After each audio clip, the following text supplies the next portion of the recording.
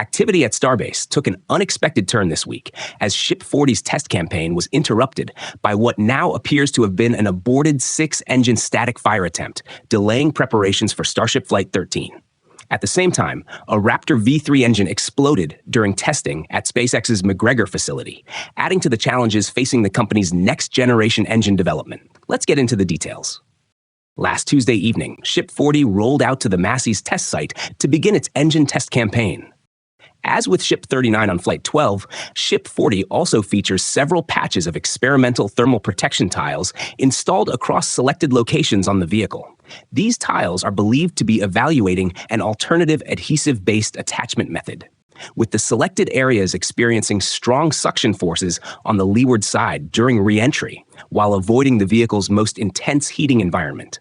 Having already gathered data from Flight 12, SpaceX can now use Ship 40 to further evaluate the performance of the attachment system. Following arrival at the test area, teams conducted final preparations and system checkouts ahead of the scheduled tests. The first phase of testing took place on Wednesday evening. During the countdown, the ship's liquid oxygen tank was fully loaded, while only a small quantity of methane was loaded into the methane tank. Shortly afterward, two flashes were observed beneath the vehicle. At the time, the flashes appeared consistent with an igniter test, although SpaceX provided no official explanation. The ship was subsequently detanked without proceeding to a static fire, bringing the day's testing activities to an end. Testing resumed the following day with a single-engine static fire.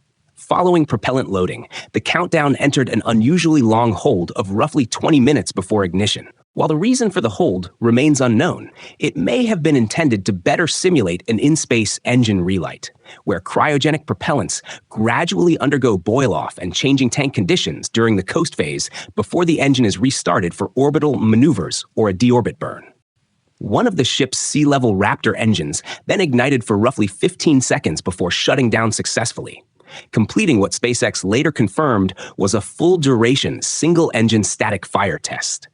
However, instead of proceeding with the expected six-engine static fire, Ship 40 was returned to the production site on Friday morning.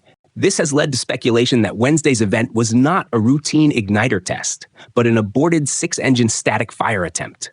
One reason is that the liquid oxygen tank had already been fully loaded, a condition typically associated with six-engine testing, where the additional propellant mass, together with the hold-down clamps, helps keep the vehicle secured on the test stand during engine ignition. Another is the location of the two flashes. While one originated beneath the engine section, the other appeared between the test stand and the engine skirt, rather than directly beneath an engine, making an igniter test a less obvious explanation. If that was indeed the case, the issue may have been considered minor enough to proceed with Thursday's lower-risk single-engine static fire, while also allowing engineers to gather additional data before returning the vehicle for inspection and corrective work. SpaceX has since confirmed that the single-engine firing successfully completed its planned test objectives. However, the company made no mention of the six-engine static fire or that Ship 40 had completed testing for Flight 13, lending further weight to the possibility that Wednesday's event may have been an aborted six-engine static fire attempt, and that additional inspection or corrective work is required before the final static fire can take place. Following work at the production site in the coming days, the ship will likely head back to Massey's for its six-engine test ahead of Flight 13. Meanwhile, Ship 40's flight partner, Booster 20, has already completed its cryogenic proof testing campaign. During these tests, engineers verified the structural integrity of the booster's propellant tanks, while also evaluating the performance of its internal fluid handling, pressurization, and vehicle systems under cryogenic conditions. The booster is now receiving its complement of 33 Raptor V3 engines and is being prepared for a static fire campaign at the launch site. Before Booster 20 can begin its static fire campaign, however, Launch Pad 2 must complete its ongoing post-Flight 12 inspection and refurbishment program. Over the past week, teams conducted roughly a dozen water deluge tests using varying flow rates, operating pressures, run durations, and water volumes. These were the first activations of the system since Flight 12 and were aimed at validating repairs and upgrades implemented using data gathered during that mission, which served as the first full-scale launch operation of the new flame trench and water deluge system. Work also continued on the launch tower arms. As discussed in the previous episode, SpaceX recently replaced the landing rails and associated bumper assemblies responsible for receiving catch loads during booster and ship recovery operations. Over the past week, crews continued securing and integrating the new hardware, with scaffolding remaining in place around both chopstick arms as work progressed. Additional inspections, repairs, and refurbishment activities are also continuing across the tower, launch mount, and support systems. Since these activities were covered in detail in the previous episode, we won't revisit them individually here. For a detailed breakdown, be sure to check out last week's episode linked below. Attention is also turning to the Flight 14 vehicles, which continue to take shape in parallel. Inside Megabay 1, Booster 21 continues to advance. The liquid oxygen tank section has already been stacked, and over the past week, methane tank ring sections were observed moving one by one into the bay for stacking operations. Once the methane tank section is completed, it will be mated with the oxygen tank section to form the primary booster structure.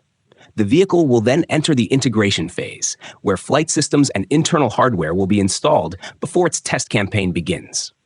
Work is also advancing on Ship 41, the upper stage assigned to Flight 14. Primary stacking operations have now been completed inside Megabay 2, allowing teams to begin vehicle integration and outfitting activities ahead of the ship's cryogenic proof testing campaign.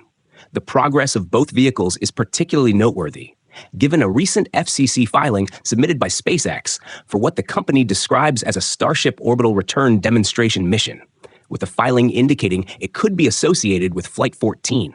The filing requests authorization for communications equipment intended to support tracking and communications with Starship and Super Heavy during a future flight.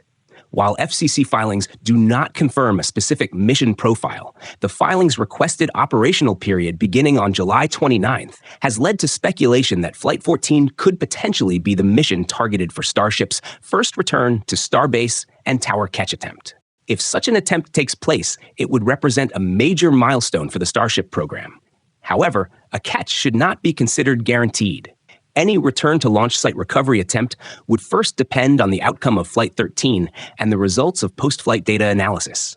If a catch attempt is approved, the final go during Flight 14 would still depend on vehicle performance throughout the mission.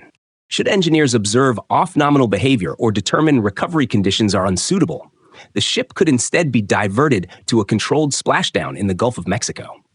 If a return to launch site recovery is attempted, the ship would first need to enter orbit and remain there until Earth's rotation brings Starbase into the appropriate position relative to the vehicle's orbital ground track.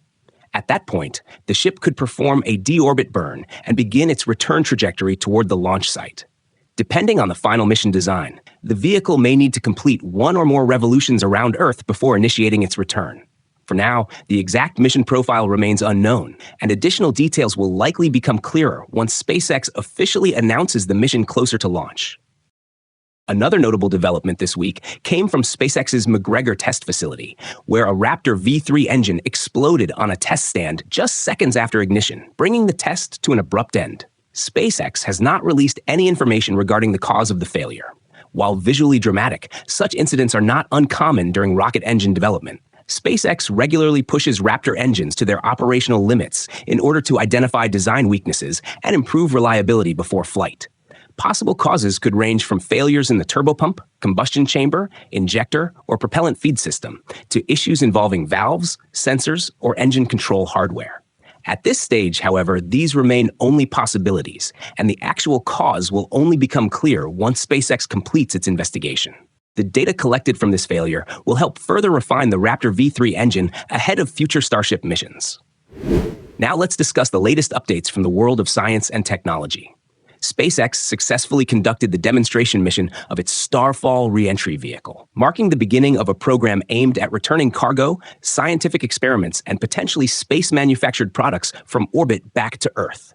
The mission lifted off on June 23rd aboard a Falcon 9 rocket from Space Launch Complex 40 at Cape Canaveral Space Force Station in Florida. The launch proceeded normally, with the Falcon 9 first stage separating from the second stage a few minutes into flight, before successfully landing on a drone ship in the Atlantic Ocean roughly 9 minutes after liftoff. SpaceX ended its live webcast shortly afterward and did not publicly show views of the upper stage or the Starfall vehicle following orbital insertion. Nearly 3 hours later, the company confirmed the successful deployment of Starfall. However, SpaceX did not disclose the vehicle's orbital parameters, deployment altitude, or mission duration, leaving the exact mission profile unclear. On June 25th, the capsule successfully completed atmospheric re-entry before splashing down in the Pacific Ocean, where it was recovered by SpaceX, marking the successful completion of the demo mission. Starfall is a disc-shaped re-entry vehicle designed to return payloads from space back to Earth, building on technologies developed through SpaceX's Dragon program. The vehicle measures 3.1 meters in diameter and 0.75 meters in height, has an empty mass of approximately 2,100 kilograms, and can carry up to 1,000 kilograms of payload. A single Falcon 9 mission can carry multiple Starfall vehicles, while the much larger Starship is expected to deploy significantly more in the future. The spacecraft is intended to support the growing demand for returning research samples, manufactured products, and other cargo from orbit. One of the primary markets Starfall aims to support is microgravity research and manufacturing. In orbit, the effects of gravity-driven processes, such as sedimentation, buoyancy, and convection, are greatly reduced. This allows researchers to study material formation under conditions that cannot be replicated for extended periods on Earth. Such environments may enable the production of more uniform crystals, advanced optical fibers, specialized semiconductors, pharmaceutical compounds, and other high-value materials. Scientists have long been interested in microgravity manufacturing because gravity can introduce structural imperfections, density gradients, and fluid flow effects that influence the final properties of a product. Overall, Starfall could allow researchers to conduct experiments in orbit and return the results to Earth without having to wait for limited cargo return opportunities aboard other spacecraft. The vehicle may also support future point-to-point delivery concepts involving the rapid transportation of critical cargo, such as military resupply or time-sensitive medical supplies. The demo mission launched on Tuesday is intended to evaluate the complete recovery chain required for future operational flights. This includes the vehicle's ability to maintain proper attitude during re-entry, withstand the intense thermal environment encountered while passing through Earth's atmosphere, deploy its parachute system, and safely splash down for recovery. Starfall's emergence places SpaceX alongside companies such as Varda Space Industries, which has already completed multiple missions focused on orbital manufacturing and cargo return. However, Starfall offers significantly greater payload capacity than current Varda capsules, and benefits from SpaceX's vertically integrated approach, combining launch services, spacecraft development, re-entry technology, and recovery operations within a single company. According to FAA documentation, at least one additional Starfall demo mission is planned. Together, these test flights are intended to validate orbital operations, atmospheric re-entry, splashdown procedures, and recovery activities before the vehicle enters broader operational service. Europe's Ariane 6 rocket achieved two major milestones on June 17th, debuting the upgraded P-160C solid rocket boosters, while also launching the heaviest payload ever carried by an Ariane vehicle. Lifting off from Europe's spaceport in French Guiana, the Ariane 6-4 variant used 4 solid rocket boosters alongside a single Vulcain 2.1 powered core stage to launch its record-breaking payload of 36 Amazon LEO broadband satellites. A major focus of the mission was the debut of the new P-160C booster. While externally similar to the P-120C boosters used on previous flights, each P-160C carries approximately 156 tons of solid propellant, about 14 tons more than its predecessor, and produces roughly 3,800 kilonewtons of thrust at liftoff. The upgrade increases Ariane 6 performance by around 10% and raises the Ariane 6-4 variant's payload capability to approximately 22 tons in low Earth orbit, enabling heavier commercial missions and larger satellite constellation deployments. After completing their burn, the 4 boosters separated from the vehicle. The Vulcain-powered core stage continued firing before separating from the Vinci-powered upper stage, which then carried the mission to its planned deployment orbit. Following an orbital raising maneuver, deployment of the Amazon LEO satellites began approximately 1 hour and 26 minutes after liftoff. All 36 spacecraft were successfully released into low Earth orbit at an altitude of roughly 465 kilometers over the next 25 minutes. With a total payload mass of approximately 20.8 tons, the mission set a new payload record for the Ariane launcher family.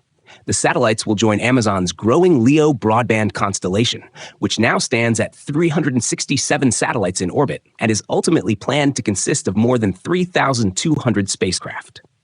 Deployment is set to continue rapidly, with the next Amazon LEO mission scheduled for July 1st aboard a United Launch Alliance Atlas V rocket from Cape Canaveral, carrying another 29 satellites. Thank you for tuning in for the latest science news and Starship updates. If you enjoyed this video, please hit the like button, leave a comment, and share it with your friends. Also, don't forget to subscribe to the channel and turn on notifications so you never miss an episode.